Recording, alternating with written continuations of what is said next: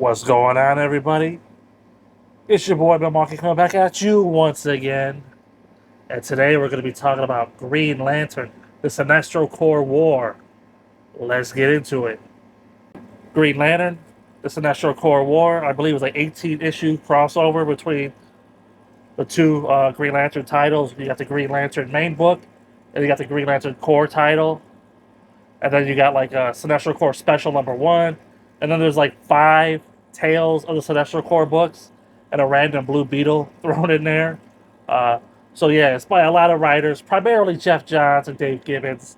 A lot of artists, Ivan Reyes, Peter Tomasi, Ethan Van Sciver, I think is in there. Just a lot to keep up with. I can't name everybody. But yeah, this is truly a crossover between the Green Lantern books, and everything that we've read before this has been leading to this moment, and what a moment it is. So it all starts off here with Sinestro. He's making thousands of yellow rings, and he's sending them out through the galaxy, right, to recruit his core members. And one of these rings happens to whiz by Kyle Rayner, who now is possessed by the spirit of Ion. I know, right? Totally random. I guess there was an Ion book that I should have read, but I didn't know about it, so I didn't read it. But you don't need to read it either because this book catches you up on everything, and it's all good. So Kyle, he captures the yellow ring and he takes it back to Oa, and he wants to have a meeting with the Guardians of the Universe. But of course, the Guardians, they ain't got time for Kyle. So before Kyle could get his meeting, the ring breaks free of the entrapment that he had it in, and it captures Kyle, and it takes him to the antimatter universe to the planet Quard. And on Quard, Kyle confronts Sinestro, and Sinestro, he's all powered up now. He's really feeling himself. He's got his core. He's coming, for the galaxy or whatever. So he rips the spirit of Ion out of Kyle. Now Ion is like a big green space whale. It's the equivalent of Parallax. Parallax is the yellow entity. Ion's the green entity, and it makes sense. It sounds stupid when you say it out loud, but trust me, if you read the book, it'll make sense. So Sinestro, he strips Kyle of Ion and implants Parallax in Kyle, and thus Kyle becomes a new host for Parallax, and things start kicking off. So the Yellow Lanterns, they make their move on Oa, they attack, they end up freeing Superboy Prime, and Hank Henshaw, Cyborg Superman, he ends up joining the Sinestro Corps as well, and it's just total chaos out there in space. Sorry about that, guys. I forgot to shut off the air conditioner again. Hopefully, it's not too bad, but it'll be off from this point forward. So, in the aftermath of the attack on Oa, Hal Jordan, he's charging his ring, where he gets transported to Quard by Parallax, so he can go face off with Kyle Rayner. It's here when Sinestro goes back to his home planet Korrigar, because I've been sort of talking around it here these last previous Green Lantern reviews, but the Green Lantern, or I should say one of the Green Lanterns prior to Sora Natu taking on the ring for the planet Korrigar, was Sinestro, and Sinestro ruled Korrigar as a dictator, and that's why the people of Korrigar, they hate the Green Lanterns and everything that it stands for. So, Sinestro, he goes back to his home planet Korrigar, and he tricks the populace into thinking that Sora Natu defeated him because they have a big fight, and they make a big show of it, and, that's Sinestro's plan all along. And this is also where Mogo, the living planet, comes under attack by the Yellow Lanterns and the living city of Ranks. Again, it's all been building to this. So anyway, a lot of drama goes down amongst the Lanterns and the Lantern Corps. The Guardians of the Universe, they send the Lanterns that Hal Jordan killed while he was parallaxed, they send them to Quard with a mission to retrieve the Ion entity. Meanwhile, Hal Jordan is on Quard, facing off against Parallax, and he has the Earth Green Lanterns with him of Guy Gardner and John Stewart, because they're trying to help save Kyle from Parallax. Well, these Lancers, they end up meeting up on Quard. They're butting heads. Where's the loyalty? Hal Jordan, he killed them before, and Parallax is back, and this must be Hal's plan all along. So they end up splitting up, and as a result, some of those Lanterns that Hal killed in the past, they end up dying again. and Hal ultimately saves Kyle from Parallax, and the Green Lanterns, they ultimately get Ion and they take him back to Oa. So all's well that ends well on Quard, huh?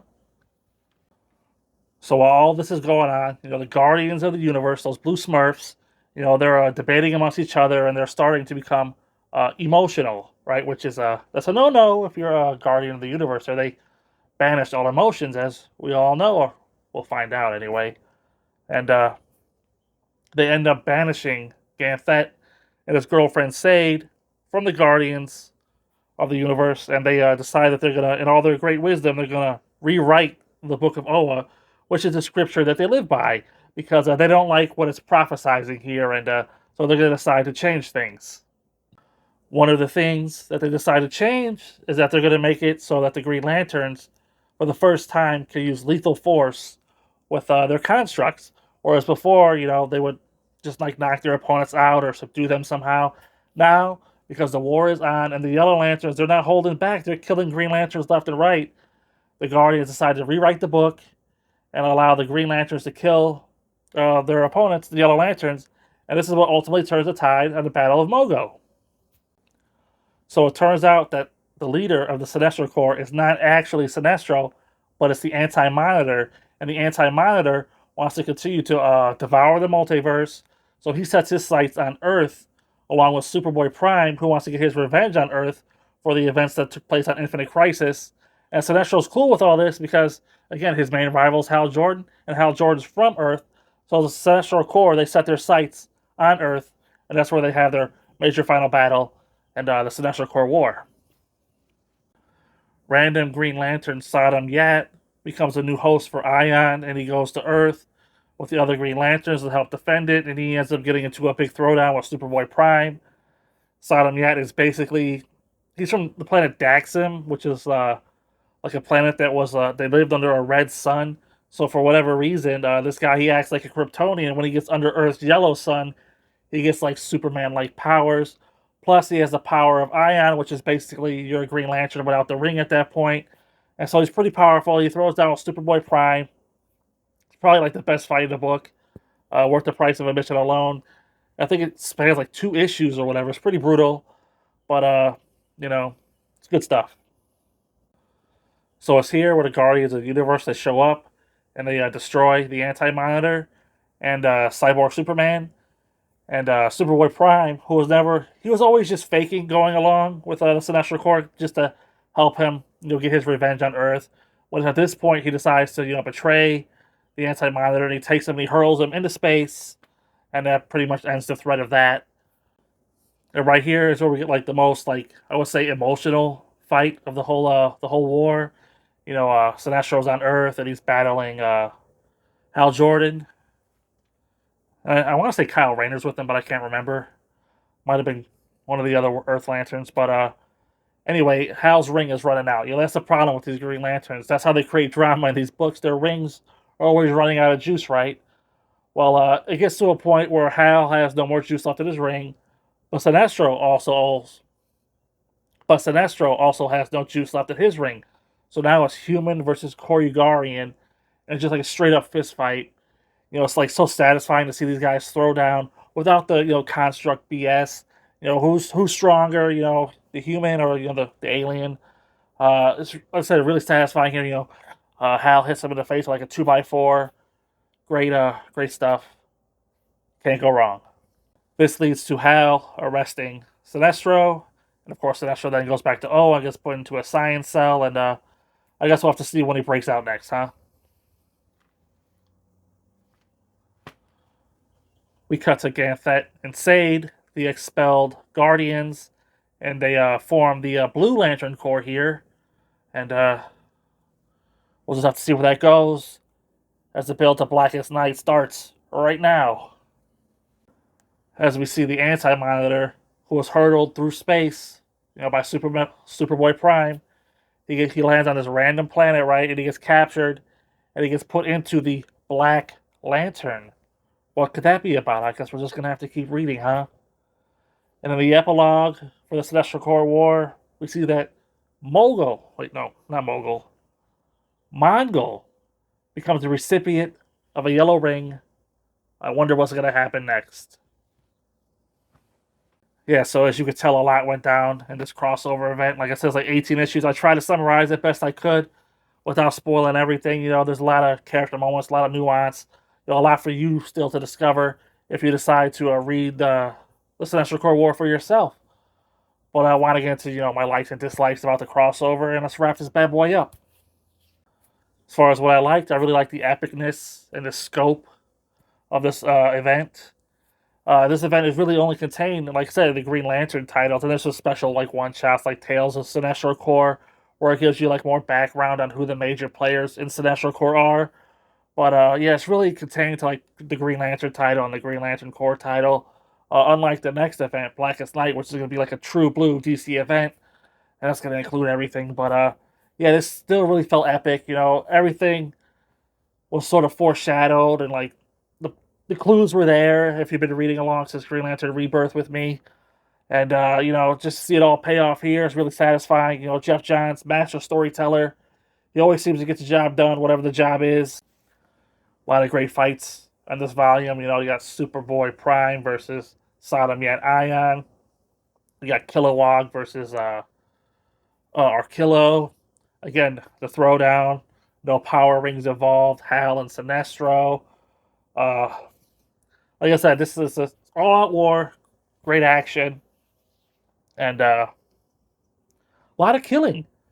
Something like 430 Green Lanterns were killed in this conflict. And just think about it. They were just recruited like a couple volumes ago, right? So much for them, huh?